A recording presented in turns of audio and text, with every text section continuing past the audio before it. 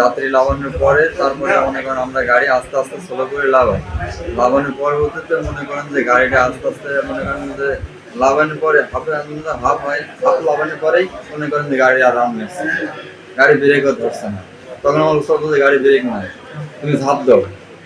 তো আমি আবার ধরেন গাড়ির উপর থেকে ঝাঁপ দিচ্ছি, ঝাঁপ দেওয়ার পরে মনে করেন আমি পড়ে যাই। আমার মনে করেন মাথায় লাগছিল, মুখে লাগছে, লাগার পর আমার মনে করেন আমার স্মৃতিশক্তি আর তখন আর নেই, জ্ঞানটা পেয়েছি।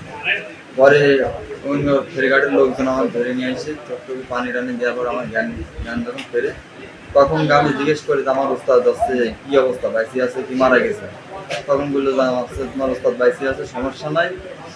তারপর এটা মনে করেন সবাই মিলে আমাদের পুলিশ সঙ্গে করে আমার ওস্তাদের সাথে করে সুপারভাইজারের সাথে করে আমাকে মনে করেন যে আমি কুষ্টিয়া থেকে যখন ছাড়ি তখন আমার গাড়ি আমি চেক করে নিয়ে আসি।